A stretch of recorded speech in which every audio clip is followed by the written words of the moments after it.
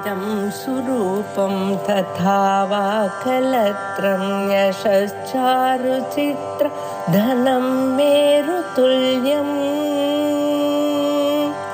मनश्चेन लग्नं गुरोरङ्घ्रिपद्मे ततः किं ततः किं ततः किं ततः किम्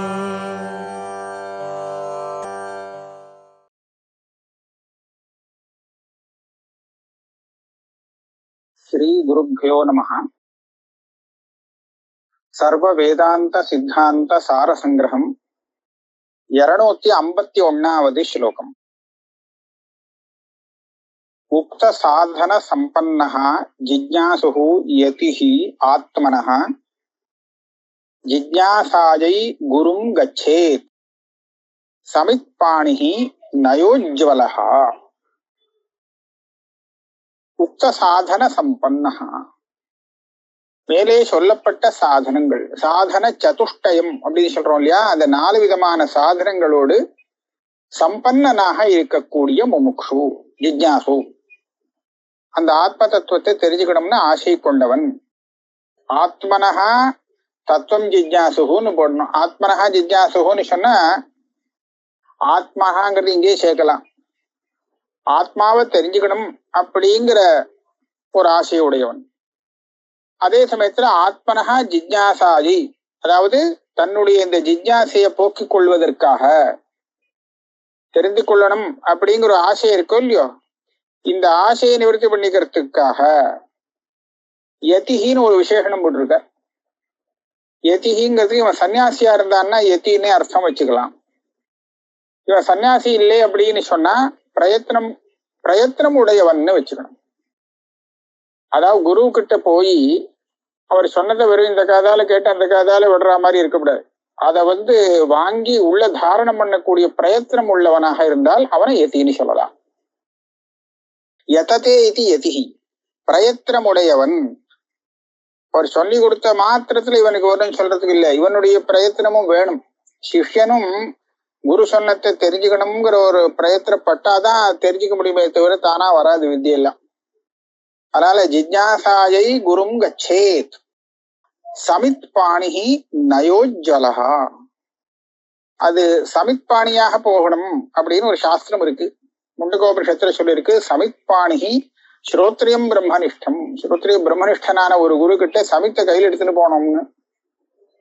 சமித் கிரகணம் வினயோபலட்சணம்னு வியாக்கியானம் பண்ணியிருக்கான். போகும்போது வினயத்தோடு போகணும்.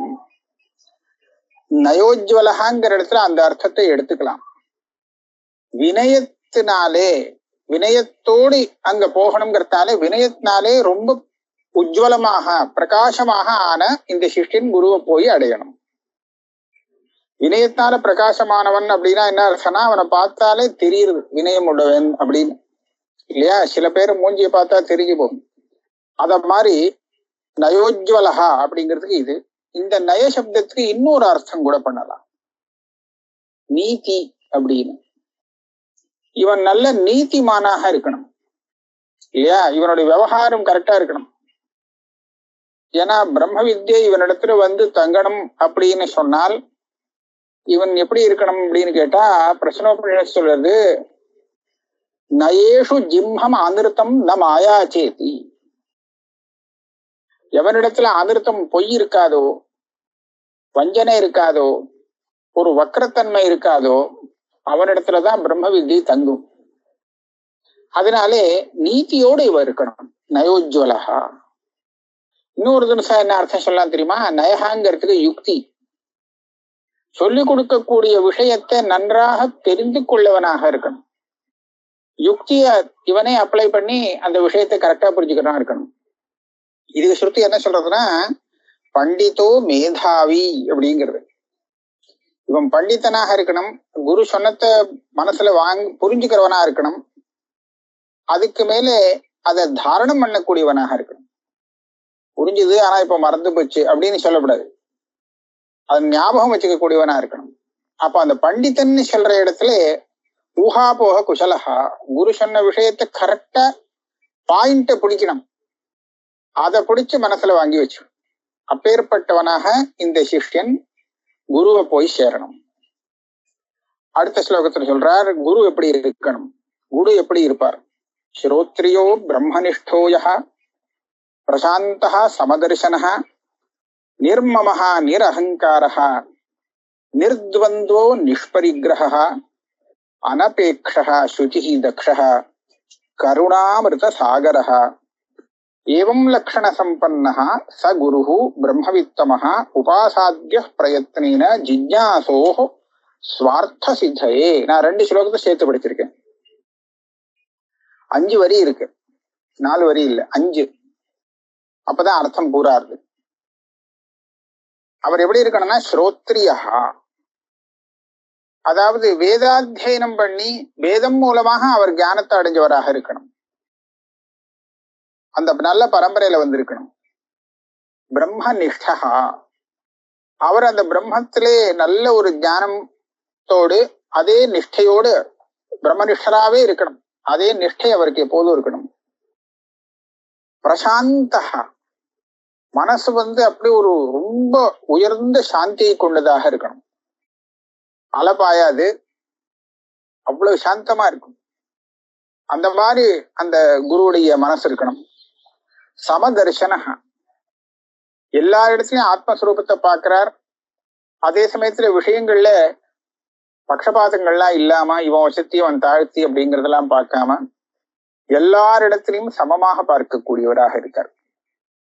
நிர்மமஹா நிரஹங்காரஹா, இவன் என்னுடையது, இவன் என்னுடையவன், அதனால இவனுக்கு நம்ம என்ன சொல்லி கொடுக்கணும், அவன் அப்படி ஒண்ணும் இல்லை அப்படிங்கிற எண்ணம் இருக்கக்கூடாது.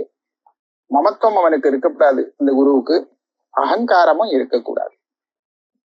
நிர்த்வந்த்வஹா நிஷ்பரிக்ரஹா, நிர்த்வந்த்வஹா, இந்த சுகம் துக்கம் இந்த மாதிரி இந்த ரெட்டையா சொல்றது இருக்கு. சோகம் மோகம் ஜரா மிருத்யு இப்படி எல்லாம் சொல்றான் இல்லையா, ராகம் துவேஷம் இதெல்லாம் இருக்கக்கூடாது. இதெல்லாம் தான் துவந்துவம். இந்த துவந்துவம் இல்லாம இருக்கணும்.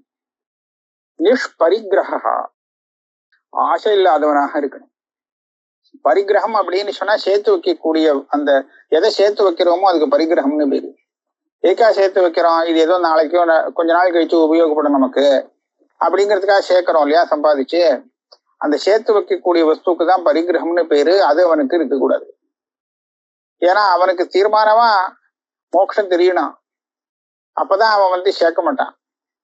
இல்லைன்னு சொன்னா ஒரு சமயம் நாளைக்கு இருக்கல தேவைப்படுமே அப்படின்னு நினைப்பான். அதே சமயத்துல அனபேக்ஷா, இந்த சிஷ்யனிடத்துல இருந்து ஒரு அபேட்சையை வச்சுட்டு இருக்க மாட்டான். இவன் ஏதோ அதை சாதிச்சுட போறான் அதனால நான் பாட சொல்றேன் அப்படிங்கிறது இருக்கக்கூடாது. சுச்சிஹி, ஆந்தரமாகவும் பாஹ்யமாகவும் சுத்தி உடையவனாக இருக்கணும். தக்ஷஹா, தக்ஷஹானா குஷலஹா, அவன் போதிக்கக்கூடிய சக்தி உள்ளவன், அதுல நல்ல ஒரு நிபுணனாக இருக்க வேண்டும். கருணாமிருத சாகரஹா, கருணை அப்படிங்கிற அமிர்தம், அந்த அமிர்தமே அவரிடத்துல சாகரம் போல சமுத்திரம் போல இருக்கணும். கருணா சமுத்திரம் அப்படின்னு சொல்றது. அளவு கடந்த கருணை உள்ளவராக இருக்கணும். ஏவம் லக்ஷண சம்பன்னஹா, இப்பேற்பட்ட லட்சணங்கள் கொண்ட அந்த குரு இருக்காரே அவர் பிரம்மவித் தமஹா. பிரம்மவித்திலேயும் ரொம்ப பிரம்மஜானம் பழகி போய் பிரம்மவித் தமஹான்னு ரொம்ப பிரம்மவித் வரிஷ்டன் அவ்வளவு சித்தியான குரு. அப்பேற்பட்ட குருவை இவன் ரொம்ப சிரமப்பட்டு பிரயத்தனம் பண்ணி தேடி கண்டுபிடிச்சே அவரிடத்துல போனமா. உபாசாத்திய பிரயத்னேன ஜிஜ்ஞாசோ ஸ்வார்த்த சித்தையே, இவனுக்கு அபேட்சிதமான அந்த மோட்சம் சித்திக்கணும்னு சொன்னா அதுக்கு உண்டான சாதனத்தை அடையறதுக்கு இப்பேற்பட்ட ஒரு நல்ல குருவை கண்டுபிடிச்சு அவனிடத்துல போகணும். சட்டுன்னு நமக்கு மனசுல கேள்வி வந்துடும், இந்த சிஷ்யனுக்கு எப்படி தெரியும் இப்படி ஒரு குரு இருக்காங்கிறது?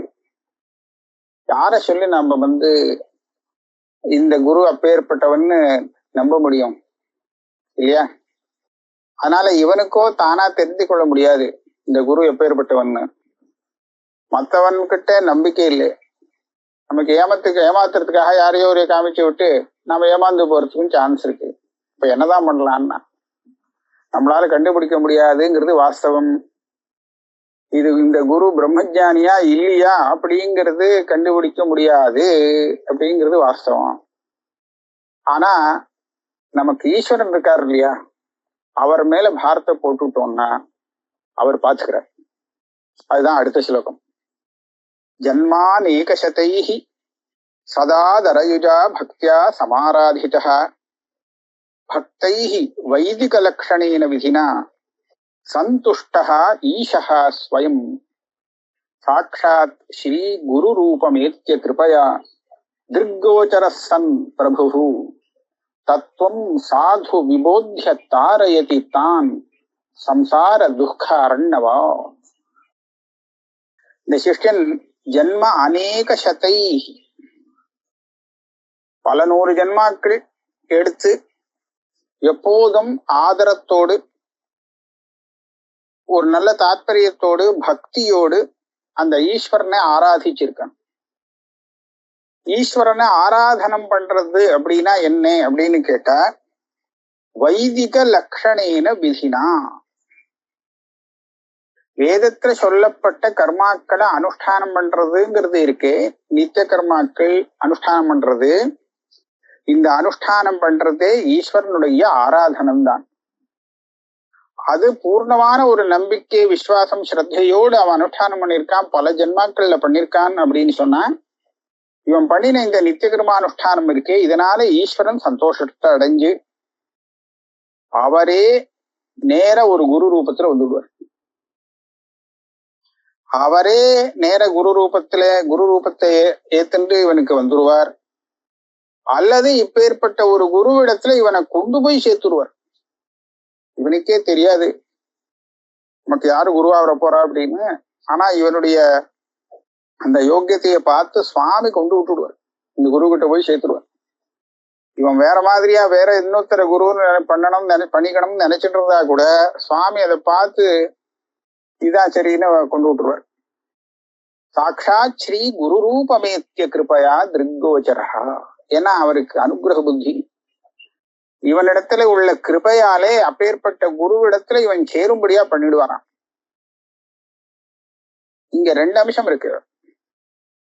ஒண்ணு, அவரே குரு ரூபத்துல வந்து சொல்லிக் கொடுப்பாருன்னு சொன்னேன் இல்லையா. இன்னொரு காரியம் கூட அவர் பண்ணலாம். இவனுக்கு எந்த குரு கிடைக்கிறாரோ அந்த குருவுடைய வாயாலேயே இவனுக்கு தத்துவம் புரியும்படியா பண்ணிடுவார். அவருக்கு புரியுறதா இல்லையாங்க விஷயம் இல்லை. அவர் எந்த வேதாந்தத்தை சொல்லி கொடுக்குறாரோ அந்த வேதாந்தம் அவர் பண்ணின வேதாந்தம் இல்லையோனோ, அது ஏற்கனவே அவருடைய குரு பரம்பரையா வந்த வேதாந்தம் தானே.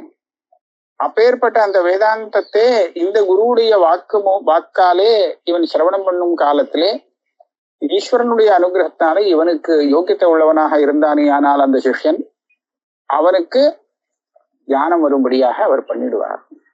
அதனால நாம ரொம்ப குழப்பிக்க வேண்டாம். நமக்கு இப்ப ஏற்பட்ட குரு எந்த ஊர்ல இருக்காருன்னா விசாரிச்சு பார்ப்போம்னா விசாரிச்சு எல்லாம் பார்த்து பிரயோஜனம் இல்லை. சாட்சாத் ஸ்ரீ குரு ரூபமேத்ய கிருபயா திருக்கோச்சர சன் பிரபு.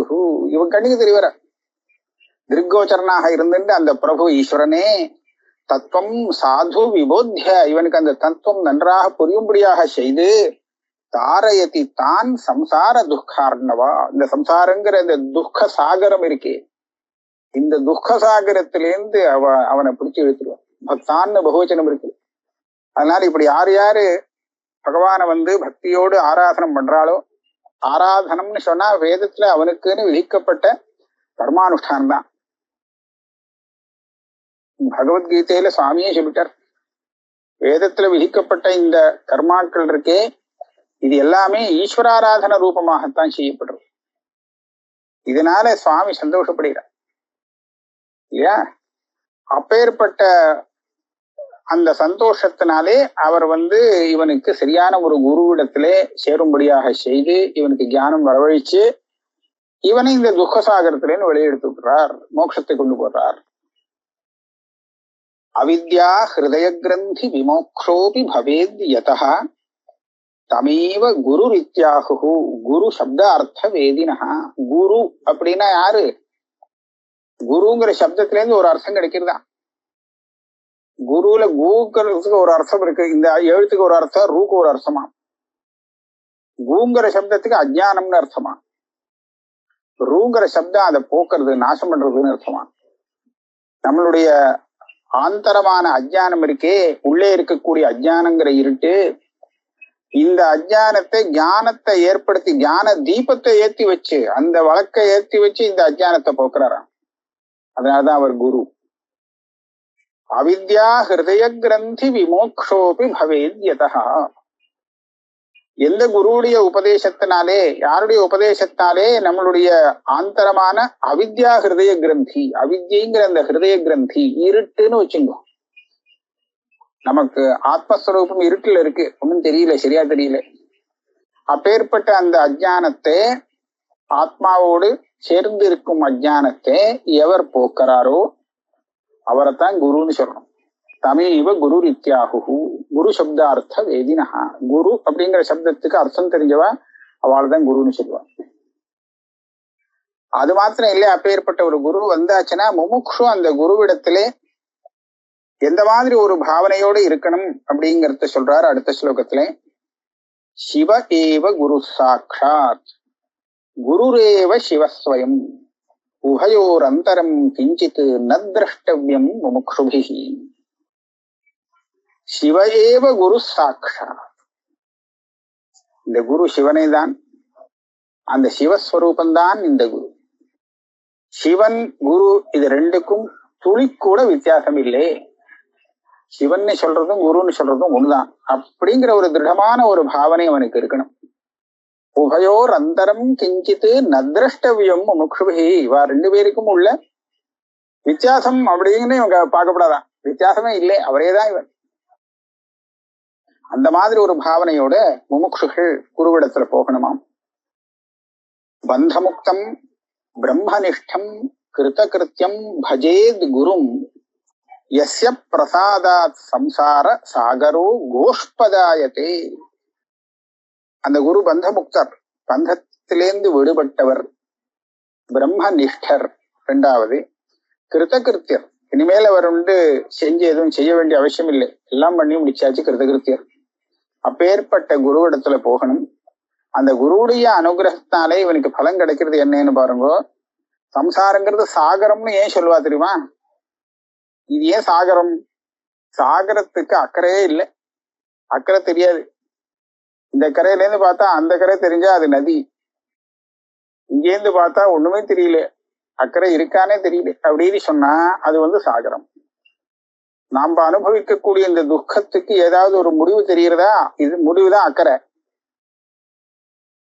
இதோட முடிஞ்சு வச்சு இந்த துக்கம், இனிமேல் துக்கம் வராது, அப்பேற்பட்ட ஒரு நிலையை இங்கேருந்து பார்க்க முடியுமா? எப்ப வரும் அதுன்னு தெரியாது, யாருமே பண்ண முடியாது.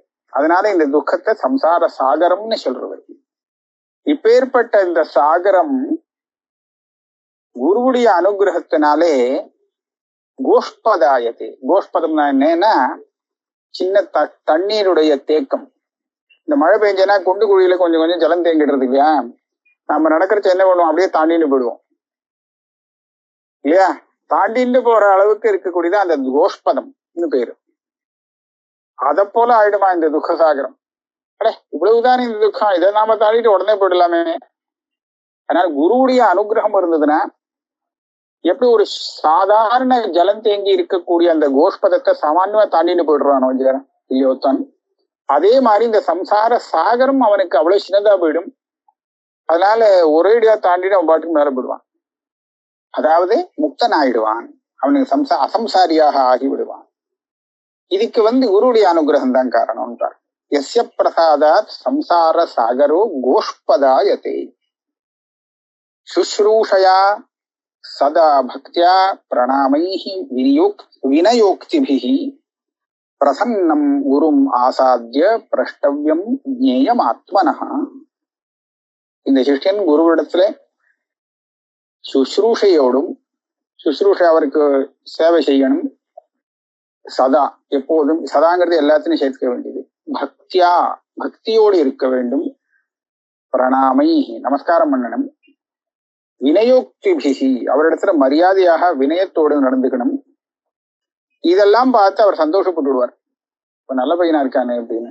அப்படி பிரசன்னம் குரும் ஆசாத்திய, அப்பேற்பட்ட அந்த குருவிடத்துல போய் இவன் பிரஷ்டவியம் கேட்கணுமா? என்ன கேட்கணும்? கேயம் ஆத்மனா, இவனுக்கு எதை தெரிஞ்சுக்கணுமோ அதை பத்தி கேட்கணும். இவனுக்கு என்ன சந்தேகத்துல வந்திருக்கானோ, எதை தெரிஞ்சுக்கணும்னு வந்திருக்கானோ அதை பத்தி கேட்கணும். எப்படி கேட்கணுங்கிறத காமிக்கிறார். பகவன் கருணா சிந்தோ பவசிந்தோர் பவாம் ஸ்தரிஹி யம் ஆசிரித்ய ஆசிரமேணைவ பரம்பாரம் கதாக புதாக. ஹே குரு பகவானே, கருணா சிந்துவே, நீங்க யாருன்னு கேட்டா பவசிந்தோ ஸ்தரிஹி, சம்சார சாகரம்ங்கிறதான் பவசிந்து. இந்த சம்சார சாகரத்தை தாண்டி அக்கறைக்கு போகணும்னா எந்த ஒரு கப்பலோ போட்டோ இதோடு வேணுமே, அந்த ஸ்தானத்துல நீங்க இருக்கு. இந்த சம்சாரத்துல விழுந்த எண்ணெய் இதுல இருந்து வெளியே எடுக்கிறதுக்கு சாதனமாக இருக்கக்கூடிய போட்டு, அது யாருன்னா நீங்க தான். எம் ஆசிரித்ய, நான் இது கேள்விப்பட்டிருக்கேன். உங்களை போல ஒரு குருவை ஆசிரியனம் பண்ணி ஆசிரமேணைவ, சிரமமே படாமல் பல பேர் ஞானிகள் இந்த சம்சார சிந்துடைய அக்கறையை அடைஞ்சு விட்டா, அக்கறைக்கு போய் சேர்ந்துட்டா, அவ வெளியில வந்தாச்சு சம்சார சிந்துடைய. எம் ஆசிரித்ய ஆசிரமேணைவ பரம்பாரம் கதாபுதா, சிரமப்பட்டு, ரொம்ப சிரமப்பட்டுன்னு இல்லை, இந்த குருவை அடையிற பரியந்தம் இவனுக்கு சிரமம். ஆனா அடைஞ்சாச்சுன்னா அதுக்கப்புறம் சிரமமே இல்லை, அனாயாசமா அவன் தத்துவ ஞானத்தை அடைஞ்சிருவான். ஆனா அப்பேற்பட்ட குரு கிடைக்கணும்னா அதுக்கு சிரமம் என்ன தெரியுமா? ஜன்மாந்தர கிருத அனந்த புண்ணிய கர்ம பலோதய அத்ய சந்நிஹிதோ யஸ்மாத் த்வத் கிருபா பாத்திரம் அஸ்மி அகம். ஜன்மாந்தரத்துல பண்ணின எக்கச்சக்க புண்ணியங்கள், அனந்தமான புண்ணிய கர்மாக்கள், அதனுடைய பலஸ்வரூபமாகத்தான் இப்பேற்பட்ட ஒரு குருவுடைய சாநித்தியம் கிடைக்கிறது. அவருக்கு பக்கத்துல நிற்கும்படியாக ஆகிறது, அவருடைய கிருபைக்கு அனுகிரகத்துக்கு இவன் பாத்திரமாகும்படியாக ஆகிறது. அதான் சொல்றான் சிஷ்யன், நான் எத்தனையோ ஜென்மாந்தரத்துல புண்ணியம் பண்ணியிருக்கேன், அதனுடைய பலவாக்கம் இப்ப எனக்கு கிடைச்சிருக்கு. என்னன்னு கேட்டா, துவத் கிருபா பாத்திரம் அஸ்மிஹம் அகம் சந்நிஹிதா, உங்களுக்கு பக்கத்துல இருந்துட்டு உங்களுடைய அனுகிரகத்துக்கு பாத்திரனாக ஆகியிருக்கேனே, இதுவே அந்த ஜென்மாந்தரத்துல பண்ணின சுகிருத்தங்களுடைய பலம். மகான்களுடைய தரிசனம் நமக்கு என்ன பலத்தை கொடுக்கறதுன்னு அடுத்த ஸ்லோகத்துல சொல்றார். உடனே பலத்தை கொடுக்கும். உடனே வரக்கூடிய பலம் என்ன, அப்புறமா வரக்கூடிய பலம் என்ன, கொஞ்ச நேரம் கழிச்சு வர பலம் என்ன, ரொம்ப வசத்தியான ஸ்லோகம். அடுத்த ஸ்லோகம், சம்பிரீதி மக்ஷ்ணோஹ வதன பிரசாதம் ஆனந்தம் அந்தఃகரணஸ்ய சத்யஹ விலோகனம் பிரம்மவிதஸ்தனோதி சினத்தி மோகம் சுகதிம் வியனக்தி. பிரம்மவித்துகள் அவளை நம்ம கண்ணால பார்த்தோம், ஆனால் இதுதான் விலோகனம்னா அவளை கண்ணால பாக்குறது, வேற ஒண்ணும் பண்ண வேண்டாம். அப்ப ஏற்பட்ட மகான்களுடைய நம்ம தரிசனம் பண்ணினாலே போறோம். அந்த தரிசனமே நமக்கு என்ன கிடைக்குன்னு கேட்டா, அக்ஷ்ணோஹ சம்பிரீதி தனோதி, கண்ணுக்கு ரொம்ப ஹிதமா இருக்குமா, இவளை இன்னும் பார்த்துட்டே இருக்கலாம் போல இருக்கே, மனசுக்கு ரொம்ப திருப்தியா இருக்குமா, முகம் மலருமாம், வதன பிரசாதம், முகத்துல ஒரு மகிழ்ச்சி, ஒண்ணும் இல்லை, அவரை பார்த்தோம் அவ்வளவுதான், அவரை பார்த்தா என்னமோ மனசுக்கு ரொம்ப சந்தோஷமா இருக்கு அப்படின்னு தோணும். அந்தఃகரணஸ்யம் ஆனந்தம், இவருடைய மனசுல ஒரு ஆனந்தம் பிறக்குமா. பாருங்க, கண்ணுல பிரீத்தின்னு சொல்றார், பிரீத்தின்னா அவரை பார்த்துட்டே இருக்கணும்னு தோன்றது. முகத்தை பார்த்தா ரொம்ப சந்தோஷமா தெரிகிறது, சந்தோஷம் அதுல தெரிகிறது. இவருடைய மனசுல அந்தःகரணத்திலே ஒரு ஆனந்தம் கிடைக்கிறது. இதெல்லாம் வருதுன்னு சொன்னா எதனால வருது? விலோகனம் பிரம்மவிதா, அந்த பிரம்மவித்தா இருக்கக்கூடிய மகானை நம்ம பார்த்தாலே தெரியும், பார்த்தாலே இதெல்லாம் வரும். அதனாலதான் பிரம்மவித்தா அவதாரம் தானா தானாவே பல பேர் கிட்ட வந்துருவா. தனோதி சினத்தி மோகம் சுகத்தின் என.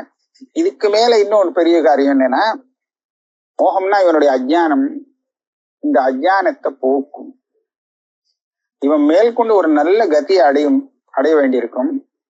அந்த அடைய வேண்டிய நல்ல கத்தியை இவனுக்கு தெரிய வைக்கும். இந்த மகானை பார்த்ததுனாலே இவனுக்கு பெரிய ஸ்ரேயஸ் வரப்போறது அப்படின்னு. இது மோட்ச ரூபமாவே இருக்கணுங்கிறது அவசியம் இல்லை.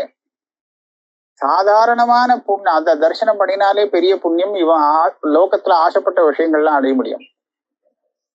தஸ்மாத் ஆத்மஜம் ஹியர்ச்சையே பூதி காமஹா அப்படின்னு முண்டுகோபனிஷத்து சொல்றது. இந்த ஆத்மஜானிய இவன் பூஜனம் பண்ணினானே ஆனால், அவனுக்கு சுசுரூஷை எல்லாம் பண்ணினானே ஆனால், இவன் ஞானத்துக்காக பண்றானோ இல்லையோ, ஆனா இது பண்ணினத்துக்கு இவன் ஆசைப்பட்ட லோகத்துல வரக்கூடிய ஐஸ்வர்யம் எல்லாம் கிடைக்கும், அந்த போகங்கள்லாம் கூட கிடைக்கணும். அதனால ஒரு நல்ல கதி தீர்மானமா இவருடைய தரிசனம் எடுத்தோன்னு சொன்னா அதுக்கு மேல நமக்கு நல்ல கதி தான் கெட்டு போக முடியாது. ஹுதாசனானாம் சசினாம் இனானாம் அபி அர்புதம் வாபி ந யன் நிஹந்தும் சக்னோதி தத்வாந்தம் அனந்தம் ஆந்தரம் ஹந்தி ஆத்மவேத்தா சகிருதீக்ஷணேன. நெருப்பு, ஹுதாசனா நெருப்பு, சசினா சந்திரன், இனஹன சூரியன். இதெல்லாம் பிரகாசம் இல்லையா? இந்த பிரகாசங்கள்ல அற்புதம். ஒரு 10,000 சூரியன் ஒரே சமயத்துல வெளிச்சம் போட்டாலும் நமக்கு உள்ளே இருக்கக்கூடிய அஜ்ஞானங்கிற இருட்டு போகுமா? போக முடியாது. வெளியில இருக்கக்கூடிய இந்த இருட்டை வேணும்னா அது போக்கிடும். ஆனா எத்தனை லைட் வெளிச்சம் போட்டாலும் இவன் மனசுல இருக்கக்கூடிய அந்த அஜ்ஞானங்கிற இருட்டு போகவே போகாது. அப்ப இதுகளுக்கெல்லாம் அந்த அஜ்ஞானத்தை போக்கக்கூடிய சக்தி இல்லை. ஆனா சக்னோதி யத்வாந்தம் அனந்தம் அபாரம் ஹந்தி ஆத்மவேத்தா. அவெல்லாம் முடியாது, அந்த வெளிச்சத்தால இந்த இருட்டை போக்க முடியாது. ஆனா இந்த ஆத்மஞானி இருக்கானே, இவன் ஒரு தடவை இவன் பார்த்துட்டான்னா போறோம், இவன் பார்வை நம்ம மேல பட்டு கொடுத்துன்னு சொன்னா நம்மளுடைய அந்த அஜ்ஞானங்கிற இருட்டை உடனே அவன் காலி பண்ணிவிடுறான். அஜ்ஞானம் போயிடும். அனந்தம் ஆந்தரம் ஆந்தரம்னா அனந்தம்னு சொன்னா இது எப்ப முடிவுன்னு நமக்கு ஒண்ணும் கிடையாது, தெரியவே தெரியாது. இந்த அஜ்ஞானம் எப்ப ஆரம்பிச்சதும் தெரியாது, முடிய போறதும் தெரியாது. ஆனா இப்பேற்பட்ட மகான்களுடைய ஒரு தரிசனத்தினாலே நம்மளுடைய அஜ்ஞானங்கிறது அதுவே போயிடும். கீதையில பகவான் சொல்றார், இப்பேற்பட்ட ஒரு நல்ல பக்தர்களுடைய அஜ்ஞானத்தை போக்குறதுக்காக நானே அவளுடைய மனசுல ஞான தீபத்தை, ஞானங்கிற விளக்க ஏத்தி வைக்கிறேங்கிற. நாசயாமி ஆத்மபாவஸ்தா ஞான தீபேன பாஸ்வதா. அவனுடைய அஜ்ஞானத்தை போக்கணுமே, அதுக்கு என்ன பண்ணலான்னா அவனுக்கு ஞானத்தை கொடுத்துடுறேன். அப்ப அதே மாதிரிதான் இந்த பேர்பட்ட பிரம்மவித்துகளுடைய தரிசனம் நமக்கு பெரிய ஸ்ரேயஸை கொடுக்கக்கூடியது. உடனே நமக்கு ஒரு சந்தோஷத்தை, ஆனந்தத்தை ஏற்படுத்தக்கூடியது. அதே சமயத்துல நம்மளுடைய ஆந்தரமான அஜ்ஞானம்ங்கிற இருட்டு இருக்கே, இந்த அஜ்ஞானத்தை போக்கக்கூடியதாக இருக்கு. இப்பேற்பட்ட விசேஷம் அந்த பிரம்மவித்துகளுக்கு இருக்கு. துஷ்பாரே பவசாகரே ஜனி மிருத்யு வியாத்யாதி துக்கோத்கடே घोरे पुत्र कलत्र मित्र बहुल ग्राहाकरे भीकरे कर्मोत्तुंग तरंग भंग निकरैः आकर्ष्यमाणो मुहुः यातायात गति भ्रमेण शरणं किंचिन् न पश्याम्यहं. இந்த சிஷ்யன் அப்பேற்பட்ட குரு கிட்ட சொல்றான், துஷ்பாரே பவசாகரே, இந்த பவசாகரத்துல விழுந்திருக்கோம், இதுல இருந்து வெளியில பார்க்கணும்னு பார்த்தா வெளியில வரவே முடியல. நம்மளால எத்தனை கைய கால அழைச்சாலும் ஒண்ணும் பண்ண முடியாது. வெளியில அக்கறைன்னே தெரியலையே, அக்கறையே தெரியலையே, தெரிஞ்சாதானே அதை நோக்கி போகலாம். அதனால துஷ்பாரமா இருக்கு. இதுல ஜனனம் மரணம் வியாதி நியதமா வந்துடும். எல்லா ஜென்மாவிலையும் இல்ல யாரா இருந்தாலும் சரி, ஒரு ஜனனம் மரணம், அதுக்கு நடுப்புற வியாதி போக்குவரத்து, துக்கோத்கட்டே, இதெல்லாம் துக்கம், பெரிய துக்கமா வந்துட்டு இருக்கு, பயங்கரமா இருக்கு. கோரே, இந்த சாகரத்துக்குள்ள நம்மளை விழுங்கறதுக்கு ஏகப்பட்ட முதலைகள் காத்துட்டு இருக்கு. கிராகம், கிராகம்னா முதலைகள், திமிங்கிலம், அதெல்லாம் கூட கிராகம் தான். அதெல்லாம் என்னதுன்னு கேட்டா, புத்திர கலத்திர மித்திர பகுல கிராகாக்கரே. புத்திரர்கள், கலத்திரன்னா மனைவி, மித்திரன்னா ஸ்நேகம் உடையவன், நமக்கு ரொம்ப ஃப்ரெண்டு, இது எல்லாமே கிராகம்னுட்டார். இவ எல்லாரும் நமக்கு பந்தத்துக்கு தான் ஹேத்துவே தவிர யாராவது நம்மளை மோட்சத்துக்கு வழியை காமிச்சு விடுறாளான்னா இல்லை, பந்தத்திலேருந்து வெளியே விட மாட்டான். இவ எல்லாரும் பிடிச்சி நம்மளை ஒரு அமுக்கி இந்த பந்தத்துல நீ வெளியில போக கூடாதுன்னு விடுவான்.